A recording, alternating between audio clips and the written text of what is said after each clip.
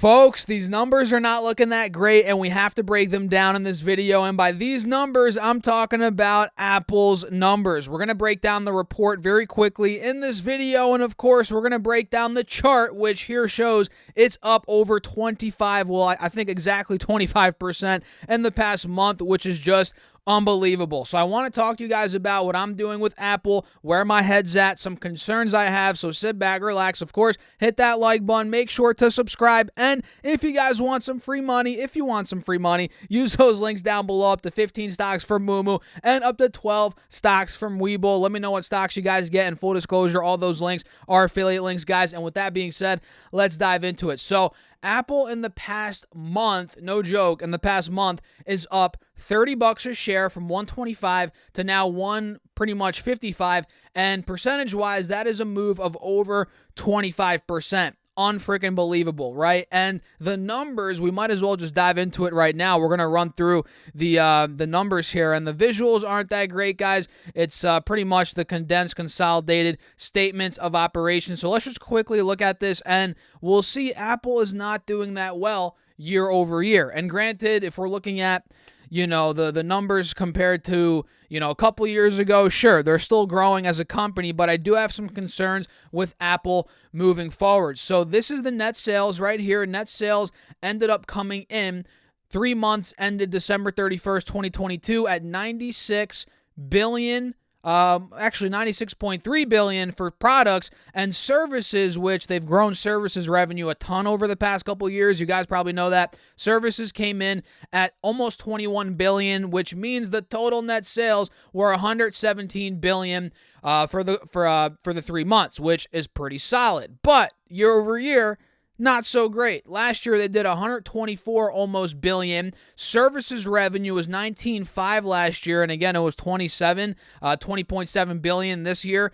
for the 3 months ended. So barely any growth there, and products revenue is down about $8 billion year over year. Not the best sign. And if we come down here to see the cost of sales, because there are costs of sales, guys. You got to realize that in business, right? Cost of sales, we have $60.7 billion when it comes to products. Services, of course, it's going to be a lot less, $6 billion roughly. And total cost of sales came in at just a hair under $67 billion, putting the gross margin at $50.3 billion. Then we have operating expenses, research and development, also known as R&D, selling, general, and administrative. And then we have the total operating, which is these two added, which comes in at $14 billion. And look at this, year over year, that's up. It's up about $1.8 billion or 1.6. My math sucks today, guys. 1.6 billion up, year over year. So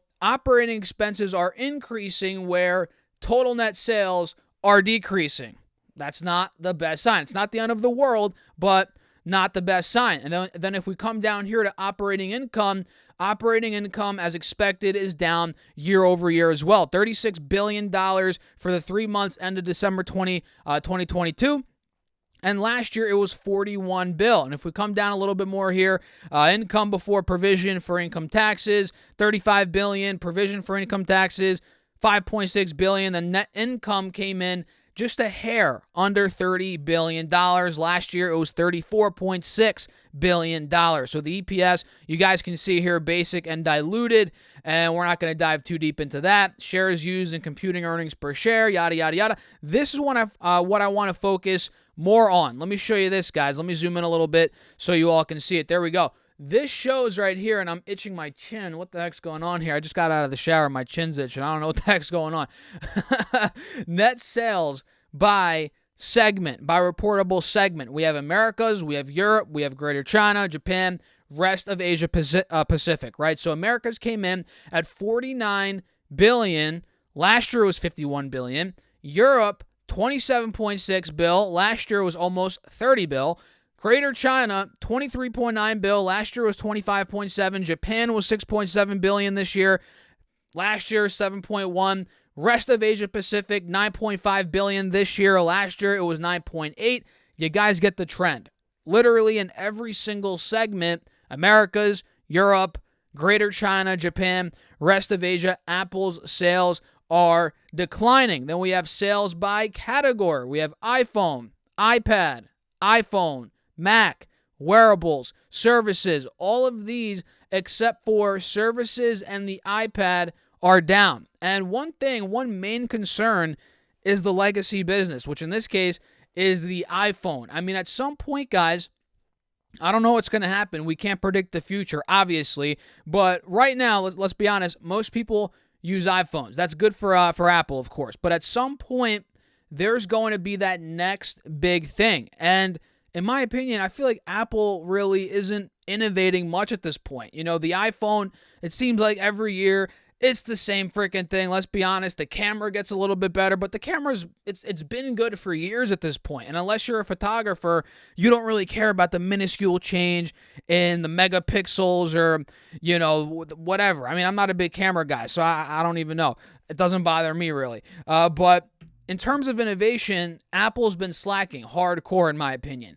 And that's a big risk moving forward. Is somebody going to come in like a Google, an Amazon, or a company that maybe we haven't even seen yet? Is somebody going to come in and create the next big thing in terms of, because at some point, guys, we're not going to be using smartphones anymore. I know it sounds crazy, but we had the flip phone years ago, right? You know, I used to have a flip phone back in the day.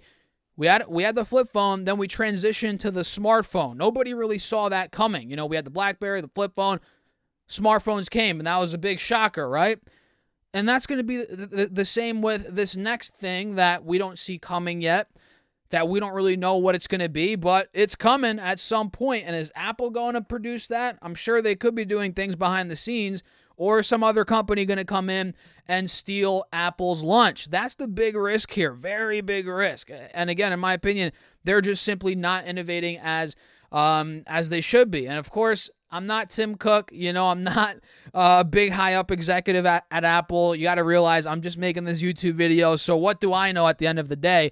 All I'm saying is, from my perspective, the consumer's perspective, things are not getting much crazier, you know, much more innovative to the point where, you know, it's blowing my mind. You know what I mean? And you have to realize, and we've talked about this before on the channel, the top companies today are not necessarily going to be the top companies of tomorrow. You know, 20 years ago, if we pull up the top companies of the U.S., they're not the top companies that we see today. That's the thing. Sure, some of them are similar, maybe one or two or a couple. I mean, we're not going to get into that and name specifics in this video, but a lot of the big companies back then are not the big companies of today. So iPhone revenue came in at $65.7 billion. Last year was $71.6. That's down about $6 billion. Mac revenue's down a ton, $7.7 billion this year for the 3 months ended December. Last year it was almost $11 billion, guys. And don't even get me started on Macs. I mean, Macs are so expensive. So, I mean, I have a MacBook Pro that I'm filming this on. So, I mean, I do have one. But if we're looking at the desktops, some other laptops, they're running $4 or $5 grand at this point. That is pretty insane when you could just go get a monitor and build a PC probably for, I haven't built a PC myself, but I've heard you can build a PC for a lot less than that. I mean, I have an LG monitor right here, 32-inch monitor, beautiful monitor. I spent like $300-400 on it. And you're telling me the Mac is $5 grand? I mean, it's expensive. Again, I have a MacBook Pro, but it is very, very expensive. Sales are down big time. iPad sales are up, though. You know, I have an iPad as well. iPads are cool. Those are up. Sales are up a good amount, $9.3 billion versus the $7.2. And that's interesting. Why is that? Are people resorting more to iPads than something like a MacBook or the Big Mac desktop? Think about it, because you can buy those keyboards now where you can actually attach it to the iPad. So if people are looking to save a little money, but they still want to use a Mac or an Apple product, they're going to buy an iPad and then buy that keyboard that attaches to it. And essentially you have a little mini laptop for like half the price or whatever that ends up being. So that could be a reason why sales are up for iPad. Then we have wearables, home, and accessories. Those are down a little bit from 13.4.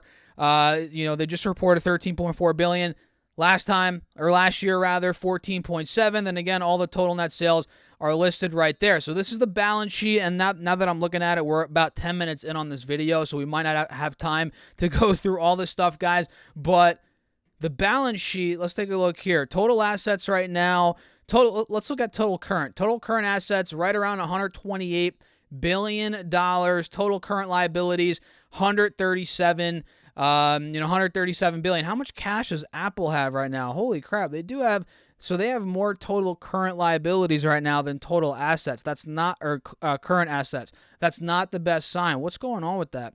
Accounts payable, total debt, commercial paper, deferred revenue. Yeah, we're going to have to dive deeper into this maybe in another video, guys, because we are running a little bit over on the time here. But yeah, interesting. Cash, 20 billion. Marketable securities, yada, yada, yada. So come down a little bit more here. Total current liabilities, $137 billion. Total liabilities in general, $290 billion. Total assets in general, roughly $350 billion. So that's a bit above the total liabilities there. And coming down a little bit more, what else do we have here? The cash flows. Of course, they're cash flow positive, guys. Cash generated by operating activities, $34 billion. Last year, $47 billion. And of course, we could dig deeper into that. We don't know exactly what's going on there without looking deeper into it. But again, this video is a little bit too long already, and I want to go back to the charts. So what do you guys think? Let me know your thoughts in the comments down below. Yeah, I mean, Apple at this point, they need to innovate. I don't think they're always going to be the biggest company in the world at this point. We can see here, if I pull it up, the market cap is, my goodness, $2.5 trillion. So I think it's frothy, to be honest, guys. I ended up trimming a little bit a couple days ago, whatever day it was, Thursday, Friday. I trimmed a little bit.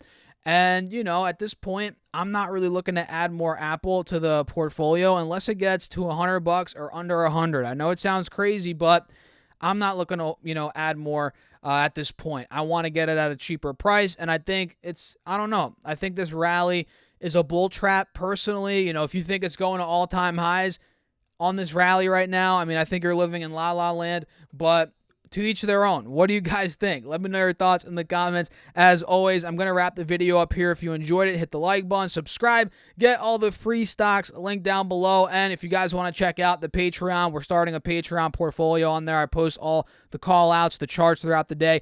Check out the Patreon link down below. All the details are there. And with that being said, I'll catch you guys later. Peace out.